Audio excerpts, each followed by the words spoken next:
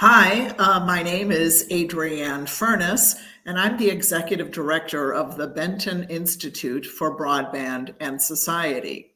Benton is a 43-year-old nonprofit that focuses on broadband policy, working to make sure that everyone in the United States can use and benefit from high-quality, affordable broadband. We strengthen local, state, and national leadership by providing the timely information, rigorous evidence, practical guidance, and advocacy needed to articulate and implement a broadband for all agenda. This is the first part of a three-part Power of Partnership webinar series in collaboration with the Department of Education's Office of Educational Technology. After this webinar focused on North Carolina, we'll have two more, one on June 27th, featuring efforts in New Mexico, and one on July 10th, focusing on Maine. We hope you will join us for the full series. We'd like to thank Isabella Zachariah and Dominique Dallas for their partnership. And now I'd like to turn it over to my Benton Institute colleague, Zoe Walker, who will be moderating. Zoe, good afternoon, and over to you. Thank you, Adrienne. Welcome to everyone taking the time to join us today. I'm Zoe Walker, a writing associate at the Benton Institute for Broadband and Society, and a former educator, so this is a topic that is close to my heart. The purpose of the Power of Partnership webinar series is to highlight some of the excellent commitments that state broadband offices have made to work with educational institutions to advance digital equity outcomes. I'm excited to highlight my home state of North Carolina in today's webinar. I'm going to start off with a brief overview of the state digital equity plans and capacity grants. The Digital Equity Act, part of the Infrastructure Investment and Jobs Act of 2021, provided $2.75 billion to establish 3 grant programs that promote digital equity and inclusion. The first of those programs, the Digital Equity Planning Grants, enabled all 50 states and territories to develop digital equity plans. The Digital Equity Capacity Grant Program is a program that provides funding to the entities that developed those digital equity plans in order to implement them. In a moment, our fantastic partner from the Office of Education Technology will introduce our speakers from North Carolina, who will talk about the process of creating the digital equity plan and how the state thought about the intersection of education and digital equity. After that, we'll head into a moderated Q&A session. I want to invite folks watching this on YouTube to submit questions, and I will keep an eye out and bring them into our discussion as I can. I'd like to introduce Isabella Zachariah, Policy Advisor Fellow at the Department of Education's Office of Educational Technology. Isabella supports OET's digital equity and open educational resource initiatives and has been a great partner in planning this series. Isabella? Hi, Zoe. Thank you all for joining us this afternoon for this great webinar. And so as Zoe mentioned, I'm in the Office of Educational Technology at the U.S. Department of Education. And the Office of Educational Technology, or OET, has a mission to establish national educational technology policy and transform teaching and learning as through technology from early learners all the way through adult education. And so in order to operationalize this mission, one of our priorities has been digital equity. And through our digital equity work, we are trying to help make sure that the education sector it can weigh in and tap into the resources that are coming down the pipeline for digital equity. And so specifically in terms of the NTIA's Digital Equity Act programs, we supported states as they planned, developed, and are now moving towards implementing their state digital equity plans. And we did this through meeting with state leaders, both from state broadband offices and education sectors, to see if we can support collaboration between those groups, letting state education leaders know when their state digital equity plans were available for public comment, and highlighting state plans for their commitments to partnering with the education sector in blogs and webinars just like this one. And so I'm excited to showcase one of these states and their partners' work towards digital equity and their collaboration with the education sector. And so today we have 3 wonderful representatives from North Carolina. We have Maggie Woods from the North Carolina Office of Digital Equity and Literacy, Jennifer Bean from North Carolina Community College System, and Erin Huggins from the Friday Institute.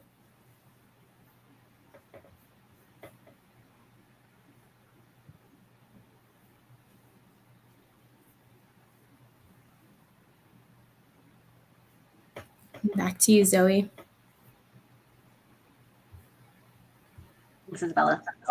Today's webinar is the first of a 3-part series highlighting states that have committed to strong partnerships with educational institutions as part of their digital equity plans. For the article, Digital and Educational Equity, How States Plan to Partner with Educational Institutions, my colleagues at the Benton Institute and I conducted an audit of state digital equity plans. We noticed a few themes as we went through the plans. First was that digital equity is critical to educational equity, as you cannot achieve equitable education without digital equity in place. Some states, including North Carolina, New Mexico, and Maine, the 3 states highlighted in this webinar series, seemed to go further and realize that you cannot achieve digital equity without the participation of and partnership with educational institutions. Lastly, many states, again including our highlighted states of North Carolina, New Mexico, and Maine, realized that educational institutions can be key partners in the fight for digital equity for everything from device distribution to skills training and assessment, which we'll hear about later. Isabella, I'm going to hand it back over to you to explain what was particularly strong about North Carolina's plan.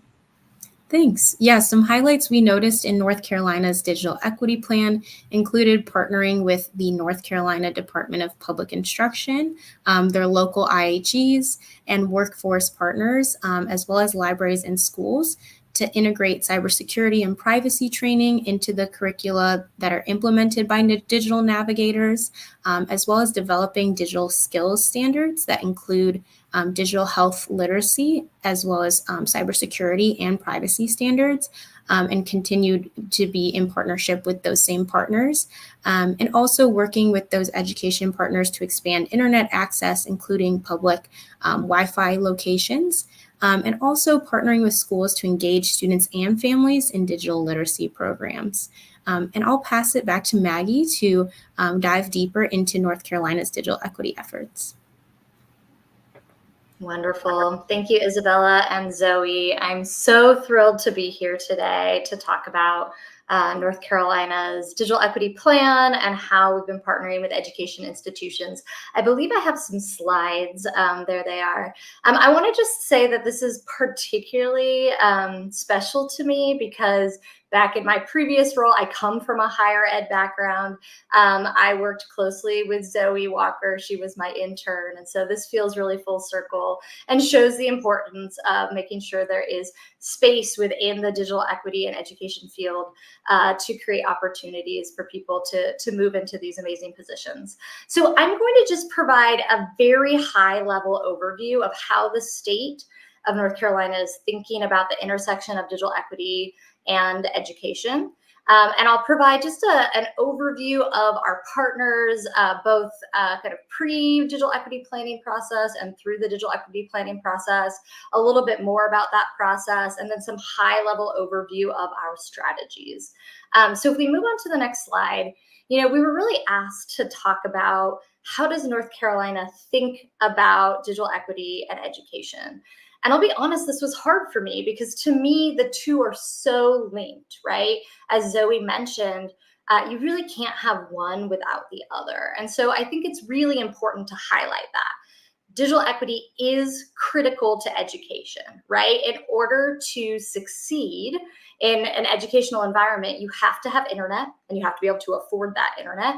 you have to have a device that meets your needs so you can do your homework, you can do your classwork, you can continue your education, and you have to have the skills in order to use that device and to use the internet. And then kind of high level, the resources you have through your school system must be accessible to people with disabilities and must be available for particularly families who are non-native English speakers. And so this is really critical to ensuring that our education system is running effectively.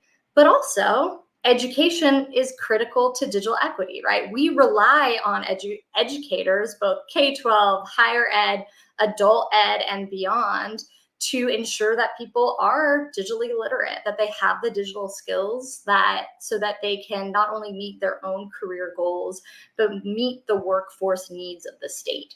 So from our perspective, and as we tried to weave throughout the digital equity plan, education and digital equity are linked and are critical to each other.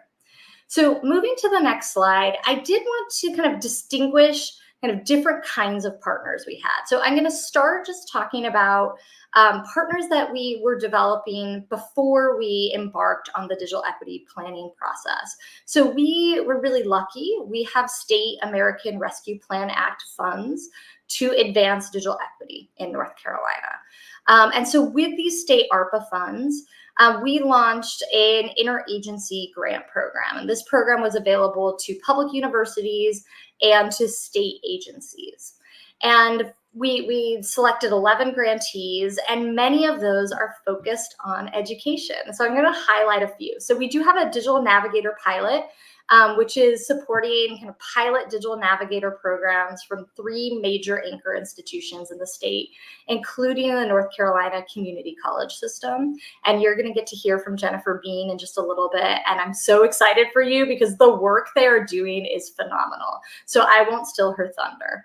But we also had 3 key interagency grantees that are other grantees that are separate from our digital navigator pilot that are testing out some really interesting models and partnerships with education. So we have the North Carolina Business Committee on Education, and they are expanding what they call tech teams. These are teams of high school students who are being trained and then paid to provide tech support to their K-12 school community and then the broader community. So if people are having trouble logging into online school systems, they can call up a number and they can get in touch with a high school student trained to support them. So it's both a digital inclusion strategy and it's also a workforce development strategy, job strategy. The second is a partnership with our North Carolina Division of Adult Correction, and particularly the Education Services Department. And we are working with them to ensure that all prison facilities run through the state have smart classrooms, are equipped with laptops, and are providing digital literacy training to inmates so that inmates are prepared as they leave prison, as they go into reentry with the digital skills that they need to succeed in society. And then finally, we're partnering with East Carolina University to test a model of healthcare navigators and digital navigation. And so those are 3 of our grantees. There's others that I'll share in a moment, but this gives you a sense of kind of the partnerships that we were starting to create as we launched into our digital equity planning process. And if we move to the next slide, I'll start talking about that process. But these were the partners that we engaged to better understand what was happening on the ground, to learn from them, to connect to folks in their communities throughout the process. So you can see here, this is what our digital equity plan looks like. Highly encourage you to check it out on our website. And if you move to the next slide, we had a pretty comprehensive planning process like most states and territories did. And so it really started out with that phase 1 of identifying our key partners and developing an outreach plan. And those key partners included education partners, right? Again, we could not do this work without the support and partnership of the education sectors in the state. And then really the bulk of the planning process was focused on community outreach and data collection. And so this included hosting 9 public regional convenings. These were big convenings open to the public. 8 were in person, 1 was virtual. Of the in-person ones, 2 were hosted at education institutions. Additionally, we developed an asset inventory that included more than 1,400 resources, programs, initiatives across the state. Many of these are being hosted out of community colleges, K-12 institutions, libraries, adult literacy centers. So many of them are highlighting the importance of the education sector within the kind of digital equity ecosystem in North Carolina. We also developed the first of its kind digital equity survey in the state that received more than 7,000 survey responses from May through October, and hosted 23 listening sessions on the needs and experiences of those covered populations or priority populations, included tribal communities. And then, because we developed a partnership with Student Freedom Initiative, we hosted 2 additional listening sessions with Student Freedom Initiatives at 2 local historically Black colleges and universities in the state. And then finally, once we had all of this outreach and data, then the fun part of putting it all together came. We developed the plan, put it out for public comment, and we're really pleased with the public comment we received, which just made the plan better. And so the plan was officially accepted by NTIA in March of this year. And if we move to the next slide, I just wanted to highlight who we engaged in the education sector through the digital equity planning process. So the first partners I highlighted were folks that we were working with, partnering with, funding, pre-planning. But throughout the planning process, we continued to engage those partners and then build partnerships. So for that first bullet, the North Carolina State University, we have several partners at NC State, including the Friday Institute, and you'll get to hear from Erin Huggins in a couple moments. Erin and her team, along with NC Central University, were the key partners to help us with the research on the digital equity plan. And there would not have been a North Carolina digital equity plan without those key partners. But each one of these partners named here and many others were key to ensuring that we were able to craft a plan that talked strongly about the education sector, that ensured that they were integrated into implementation. So these partners served on our working groups, they hosted listening sessions, they attended listening sessions in their official capacity as either, a higher ed official, a member of staff from a K-12 institution, an executive director of a literacy nonprofit. So we are deeply thankful to the folks who were involved in the planning process, and they made our digital equity plan better and stronger. And so now I'm going to move forward and talk about what our kind of broad strategies were that came out of this digital equity plan and connect it to how we'll continue to partner with these partners moving forward. This is very high level. I can take more questions on this in the discussion section of this. So we had 5 key strategies. All of them have education partners integrated into those strategies. So the first is that all North Carolinians have access to high-speed internet and to affordable, low-cost internet services. You'll see that last bullet under that strategy.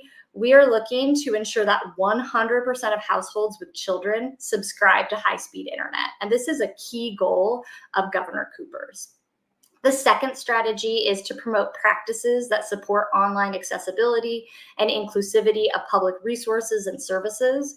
This includes school systems. One of the things that we heard over and over again in listening sessions, particularly with those who are non-native English speakers, is needing to connect with the school system and struggling to do so because of language barriers. And so ensuring that online content is accessible for people is a key need. The third strategy is ensuring that North Carolinians can acquire the digital skills and understanding to meet their personal needs and the workforce needs of the state.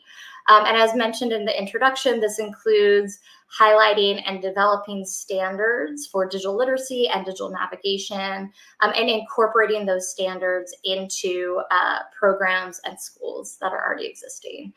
Number 4 is promote practices and leverage tools to ensure online privacy and security. We see this as fully wrapped into number 3. You can't have digital skills if you're not talking about online safety, and that includes partnership with schools. And then our last strategy on the next slide, strategy Strategy 5 is all about devices, right? Ensuring that North Carolinians have access to digital devices that meet their needs. And school systems are key partners. Many of the computers that were distributed through COVID, through the school systems, are now aging out. So how do we ensure that school systems continue to have a one-to-one laptop program? Where does the funding come from? How can we partner to best meet those needs? So again, very high level, but what I want to just end with before we move to discussion is that we wouldn't be where we are with this kind of level of detail if we didn't have our partnerships with the education sector. And so they have been imperative to our success and will be imperative to the success of digital equity in the future of our state. So I'll pass it back to Isabella and Zoe.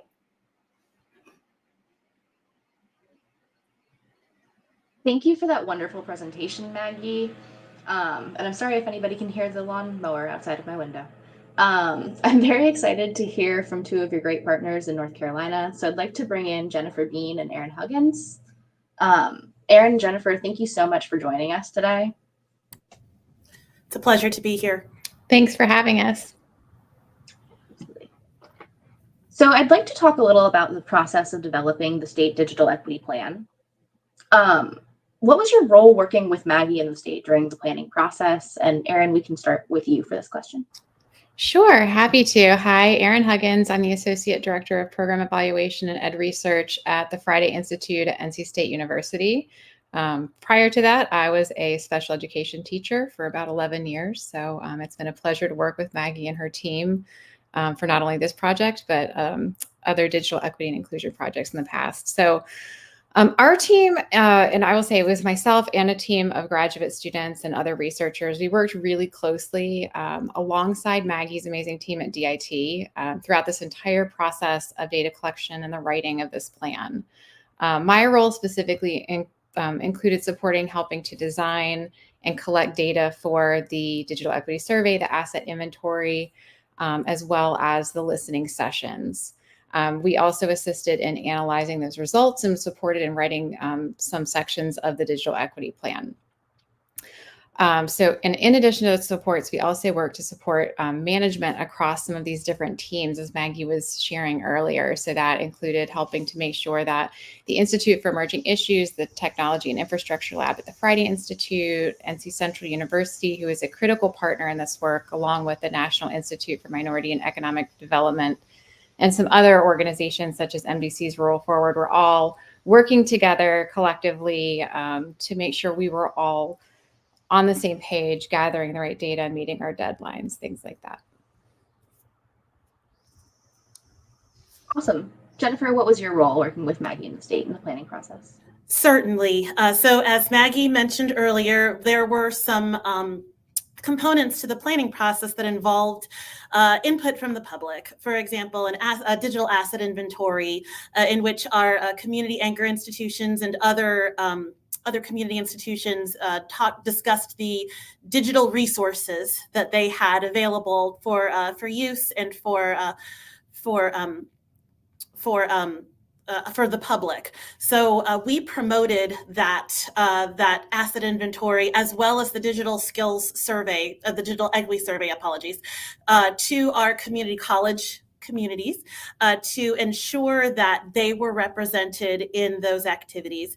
Additionally, we promoted and participated in the public comment process once the draft of the digital equity plan went out. So essentially, our role was to connect our community colleges to the planning process in a way that they could make known the assets that they had and the things that they are seeing on the ground in their communities. Awesome, thank you.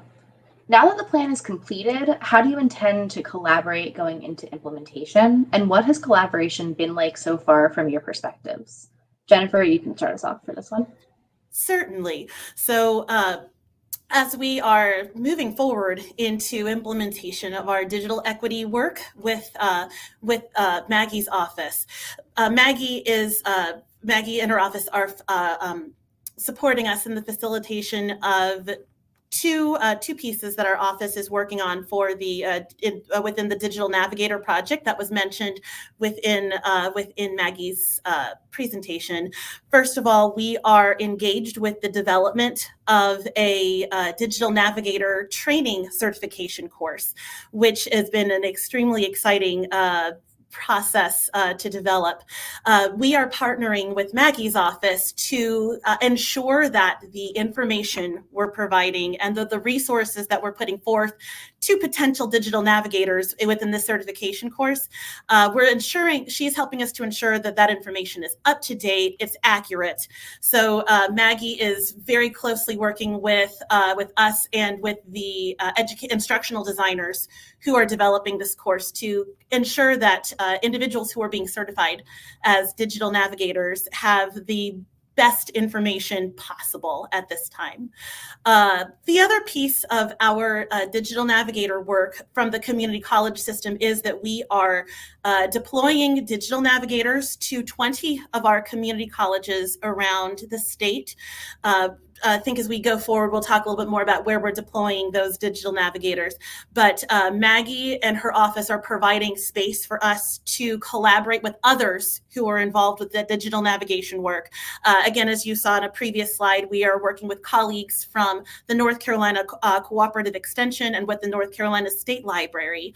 And Maggie is providing us that space to collaborate, to discuss, to problem solve, and to ensure that all of us are able to do the best work that we can as we work in the digital navigator space across the state. Fantastic, Jennifer. Erin, what has collaboration been like for you so far, and how do you intend to collaborate going into implementation? So, I mean, I just want to say how fantastic it is to work with Maggie and her team at NCDIT. They are doing just so much fantastic work. They have been amazing leaders, in the digital equity space and trying to close the digital divide, and have really laid the foundation for our efforts moving forward. So it's just an honor to be able to work with them and support everything that's going on in the state, not just with them, but with all of our excellent partners. We really have just a fantastic network of organizations and individuals that are really passionate about this work. So I will say, now that the plan has been written and we're going into implementation, as evaluators, we are very excited to help not only plan for the next 5 years, but to support data collection and analysis and provide recommendations moving forward. So that's going to include helping to support things like the redeployment of the digital equity survey, using feedback to update that, make sure that we're collecting all the information that is going to help us meet the needs of North Carolinians. Will also help with the asset inventory, making sure that we have listed as many as possible assets that individuals across the state can use to search for when they're looking for digital inclusion supports. I also imagine our role is going to be helping and supporting developing things like metrics for some of the sub-grantees for the funding coming up, and then just overall supporting that implementation. Awesome. Thank you, Erin. Now I'd like to move into our moderated Q&A section and bring back Isabella.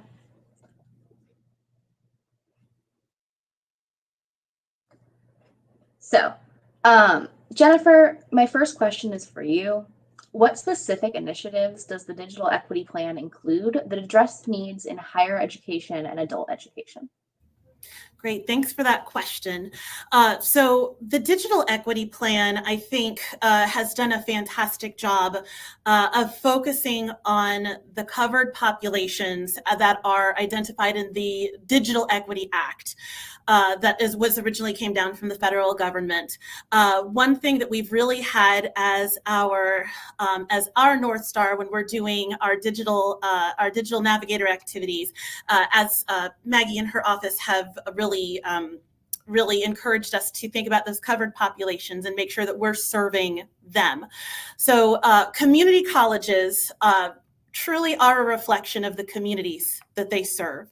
North Carolina has such a wide variety of people who live here, of types of locations, from urban to suburban to rural, and our community college serves them all, whether in higher education for those who are seeking an associate's degree, or within adult education for those who are seeking adult basic skills or high school equivalency or English language support, wherever they're going in their adult education journey.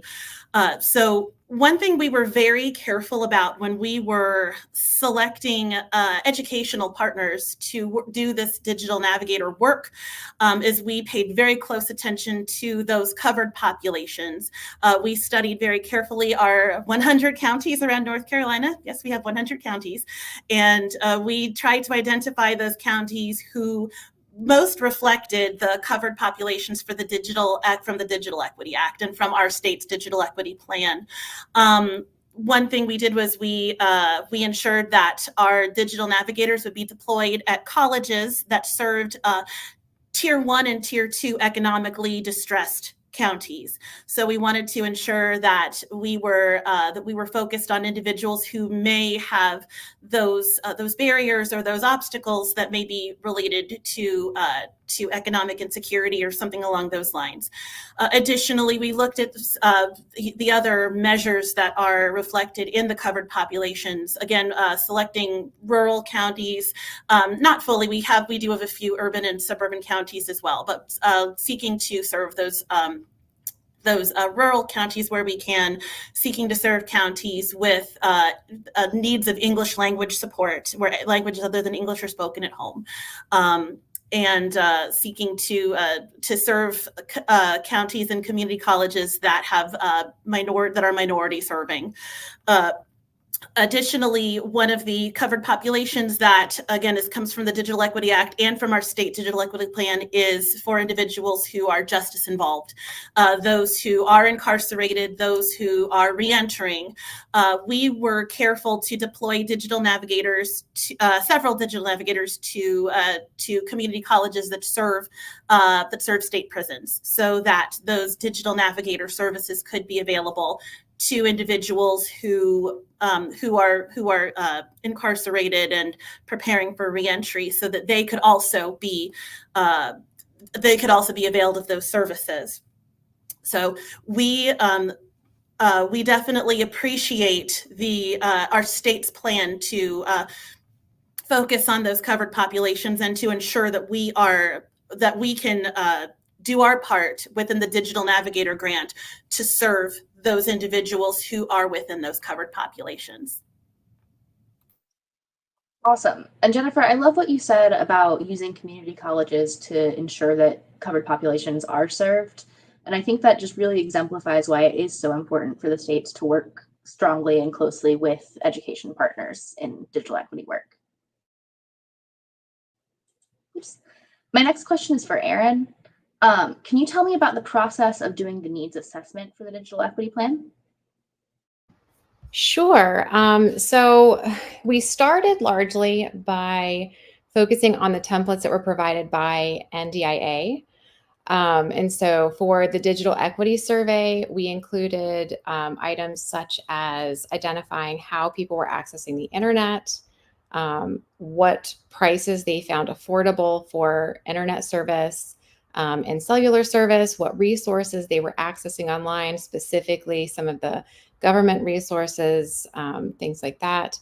We asked about their confidence in their digital skills, including keeping themselves safe online, as well as accessing devices and technical support. So within that, we also collected demographic information so that we could look at results across specific parts of North Carolina, as well as specific covered populations. And so we created the survey in 9 different languages. It was accessible to the top 9 languages, the top 8 languages in North Carolina, for whom, Maggie, tell me if I'm wrong, individuals that did not speak English well and were not native English speakers. We also created paper surveys that were distributed across our digital inclusion partners. And we received, I want to say, around 1,000 paper copies of surveys from individuals, trying to make sure that we were being inclusive, especially of those that did not have access to the internet at home, We can't expect folks that are struggling to access the internet to be able to fill out an online survey. We also had very strong digital inclusion partnerships across the state that helped to distribute this survey to our covered populations. And so we really wanted to make sure that we were getting information about what these populations needed. And we largely relied on them to distribute this first round of surveys. And we were able, as Maggie said, we were able to get back around 7,000 responses. We got responses back from every county in North Carolina, and I believe almost every single zip code.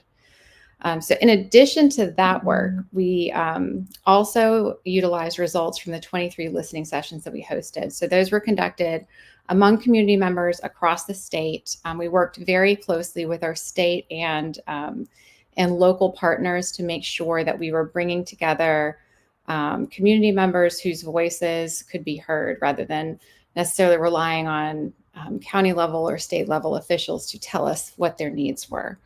We really wanted to hear from them, and we ensured that each of the covered populations was represented in those listening sessions. In addition to that, we also utilized results from the asset inventory. And so the initial baseline results from the asset inventory, we used the existing digital inclusion plans. That was the work that was done through DIT and the Institute for Emerging Issues at NC State. We identified information such as location, contact information, what digital inclusion services they offered, as well as what covered populations were supported if that information was available. And then again, use kind of a snowballing approach to help identify more and more organizations. And we know that wasn't a perfect approach, but given a really short timeline and because our state has such a wide network of digital inclusion partners, this really did help us identify a good number of assets that we're continuing to add to every day. And so all of this information combined helped us design the plan that meets the needs of our state. Great, Erin, thank you. Maggie, I have a couple of questions for you. First off, as Erin just alluded to, North Carolina was in an interesting position of having a lot of county level digital inclusion plans before the Digital Equity Act came down. What did you get from the county plans that showed up in the statewide plan? Yeah, thanks to our partner, the Institute for Emerging Issues, which is also at NC State University.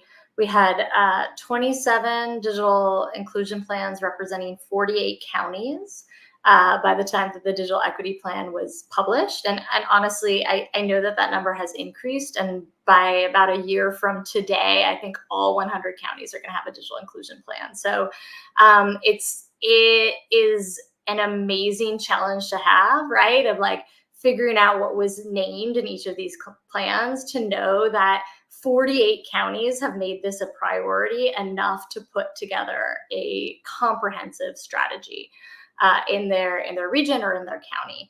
And so there's a lot to discuss about what was in the plans. I think some of the key themes are assets, like, so who were they relying on in their counties to support digital equity? School systems, libraries, community colleges were named across the board as being key players in providing public Wi-Fi, providing loaning devices or providing free devices, of supporting instruction for digital skills and digital literacy. And so this was named across the board as key themes. We also heard a lot about kind of objectives or strategies that they plan to implement as a part of their digital inclusion plans. And that included increasing the number of devices. And so you'll see that that's reflected into our strategies as well.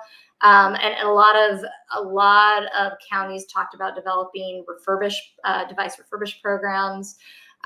We also heard about increasing digital skills and digital literacy training. And again, you'll see that was brought into our digital equity plan.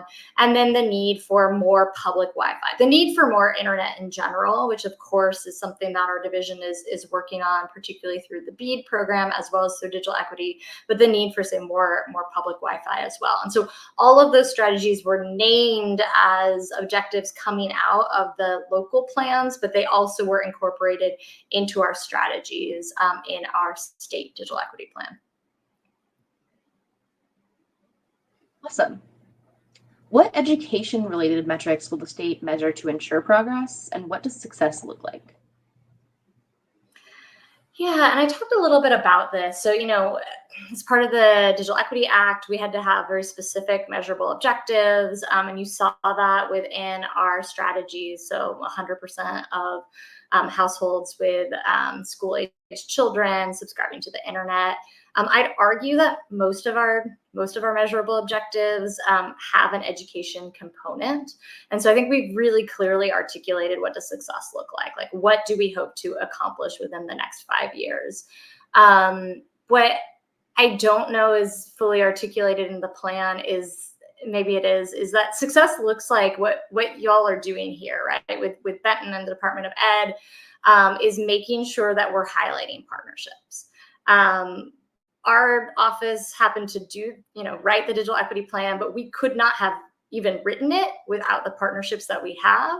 We are a small team, and we cannot achieve digital equity in North Carolina without our education partners. And so to me, that's what success looks like. How do we continue to work together? How do we build our partnerships? How do we collaboratively ensure that we are working to close the digital divide together? Awesome. My last question is for Isabella. Isabella, can you draw some similarities between North Carolina's approach to digital equity and education and other leading states that you'd like to highlight?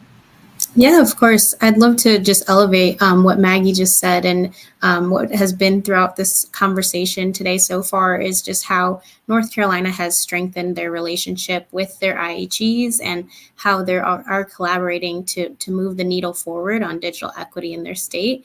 And several other states also mentioned working with their state's IHEs to expand digital navigator programs, such as Florida, Illinois, and Hawaii.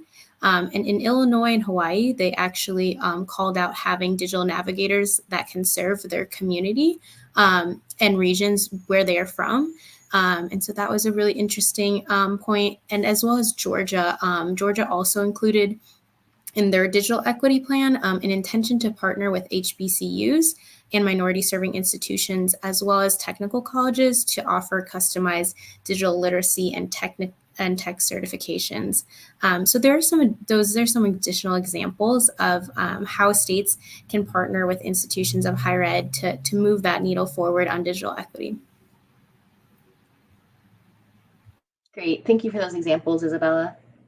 Now I'd like to open up to audience questions, and I've seen a bunch rolling in already. Again, if you have questions for any of our wonderful panelists, please drop them in the chat, and our producer Ravdi and I will bring them into our discussion. Do we have a first question ready to go up on the screen?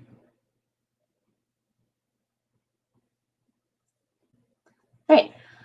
Will there be opportunities for folks on TA and F cash assistance in North Carolina to have their work activity to be upskilling in digital literacy? In this commenter's county in Ohio, that type of training is not available.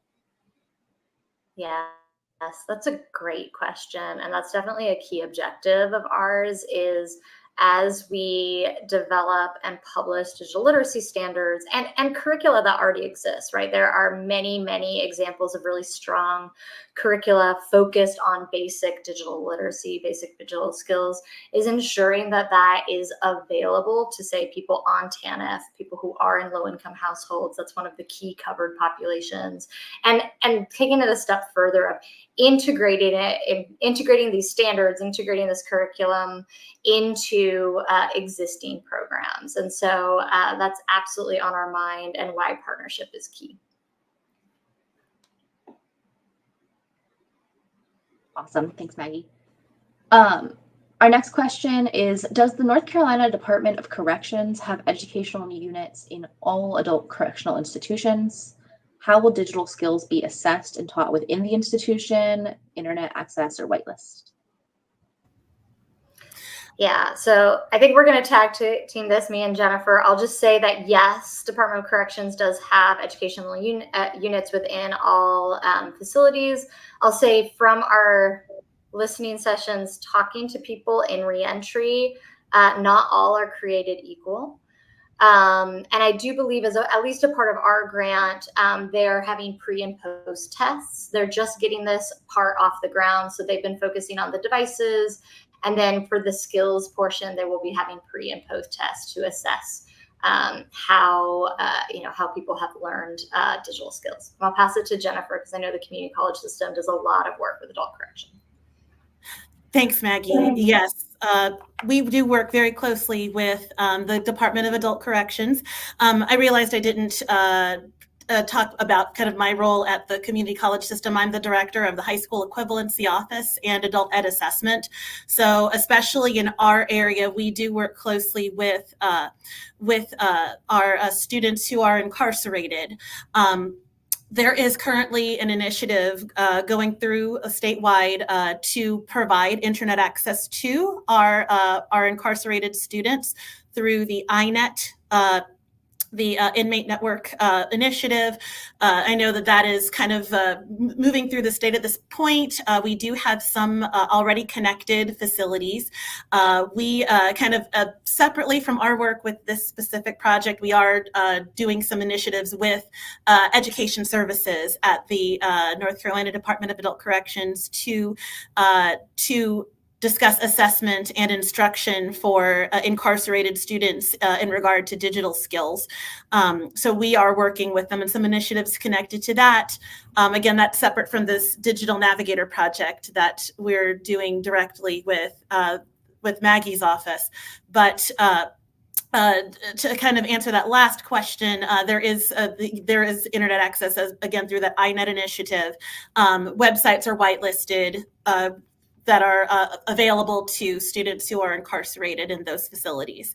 So that's how we are working with our colleagues at the Department of Adult Corrections to help our incarcerated students to also gain those digital skills. Of course, the ultimate goal of all of our work is to make sure that all students in our community colleges have the opportunities they need for advancing their education and advancing employment.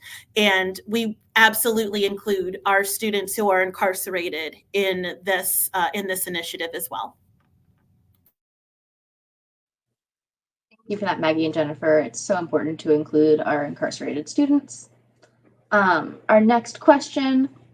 It's great to hear that a digital navigator training and certification is being deployed. Is there any additional information available yet? For example, credit hours, standards alignment, type of credential. Certainly. So our office is, our portion of the Digital Navigator grant is working on this particular initiative.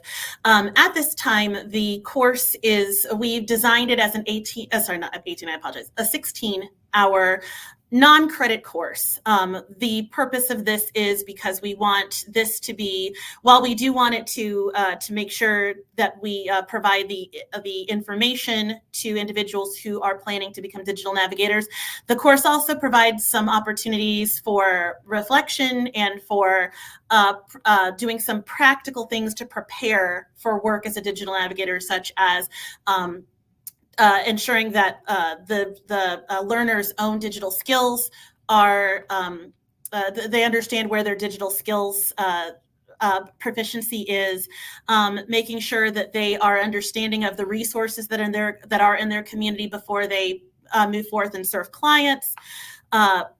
Again, we're piloting that course at this time, but it is meant to be, again, a non-credit 16-hour course, just to ensure that we are providing that information and those opportunities to individuals who wish to become digital navigators, but also to eliminate some of the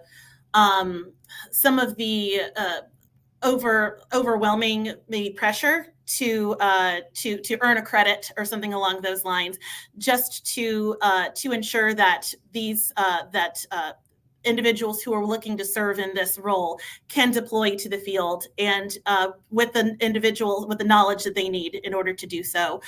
We do hope in the future that we can branch out from this course with some more specialized, potentially a digital navigator training, maybe specialized toward healthcare, specialized toward employment. Some of those branches out, the specific places where digital navigation might be important. But at this time, we are working on that base 16-hour non-credit certification course.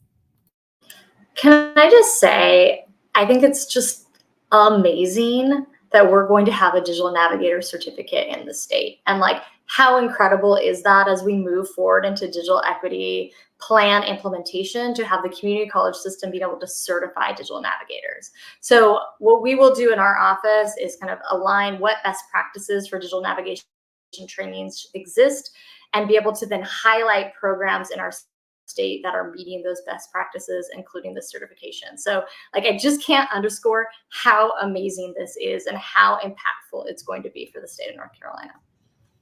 If I may add one thing, and Maggie, thank you. We're very excited about this as well, of course. Did want to add that we have developed and are piloting the English language version of the course. And again, as we mentioned previously, Maggie is working with us to ensure that all the information is correct and usable. However, we are also working on a Spanish language version of that course, which is very exciting because we want to be able to serve individuals who need that digital support in Spanish as well. That's great. Next up, we have a question about professional development for teachers. So how are you promoting professional development for teachers to better use technology in their teaching practices? So I can take that one. I don't know that I can answer this completely, but in North Carolina, we do have the North Carolina Digital Learning Initiative. So that's an initiative that focuses on providing digital teaching and learning supports and resources for North Carolina public schools. These supports include designing and implementing the North Carolina Digital Learning Plan, which for K-12 schools was updated in 2022, providing professional learning around digital teaching and learning pedagogies and resources, curating devices and resources related to the goals established in the digital learning plan, and then conducting research to inform the design of digital teaching and learning professional learning resources. So within that, we have the North Carolina Digital Learning Plan that provides standards for digital teaching and learning that each school or public school unit takes every 2 years to identify gaps or how well they're moving along the progression of what our goals are for digital teaching and learning. So that's data, action steps, and metrics.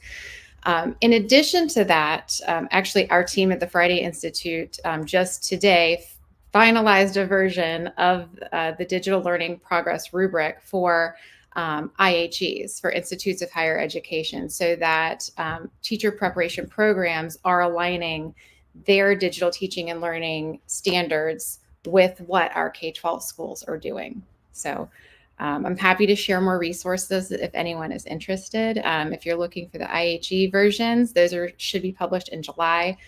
The other ones can be found on the North Carolina Department of Public Instruction's website. Awesome. Thank you, Erin. So next up, we've got a question about nonprofits. How can small nonprofits partner with educational institutions? How do smaller nonprofits partner with their county to provide digital literacy? So why don't I start this off, and then I don't know if Jennifer or Erin have more to add. Here's what we heard in our listening sessions, is that people want to receive resources from small nonprofits, from the organizations that have community trust. If they're getting food at a food bank, they want to get a computer from that food bank as well. We heard this over and over and over again, is how do we receive services from small nonprofits? Now, we also know that small nonprofits often lack the capacity and the resources to provide those services. They're providing a lot of services and often the capacity to, say, apply for big state or federal grant programs. And so from my perspective at the state, we know that we need to fund the work happening on the ground in small nonprofits. The way to get there is the challenge. And so one, I'd love to talk to you. If you have a question about how to connect with a local education institution or county, I'm happy to be a resource. I think it's starting the conversation. And as Zoe mentioned at the beginning of this, more federal funding is coming from the National Telecommunications and Information Administration. Partnering now with your local community college, with your local county, so that those entities can be prepped to apply for a large grant from the federal government that could support your work will be really important. We will also be using the majority of our implementation funds to create a grant program to fund this exact work, exactly what you're asking about. But likely we will want to be funding larger organizations that can re-grant or partner with small nonprofits on the ground. And so I'd say start the conversation now. Please reach out. If you're in North Carolina, happy to be a resource. If not, reach out to your broadband office. They've all developed digital equity plans, and I know they've heard a lot of the same things we have, and would love to be a resource. So great question.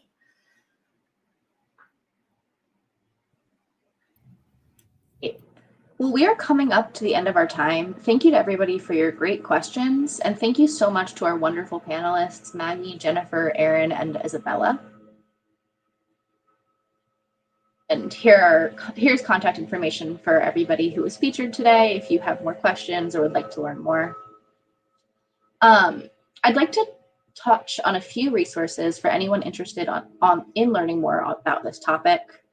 The first link here, Capitalizing on the Moment, is a blog that the Office of Educational Technology wrote about some of the states that are committing to great partnerships with education. Digital and Educational Equity is the Benton Institute article based on our audit of state digital equity plans. And the last link is to the Office of Educational Technology's Stories of EdTech Innovation, which collects stories of some of the great and creative uses of educational technology around the United States. This was the first of a 3-part webinar series, so I hope you'll join us for the second part on Thursday, June 27th from 1 to 2 p.m. Eastern, highlighting New Mexico, and our third webinar on Wednesday, July 10th, which will highlight Maine. Thank you again to our wonderful participants, and thank you for attending The Power of Partnership, State Strategies for Digital and Educational Equity, and we hope to see you next time.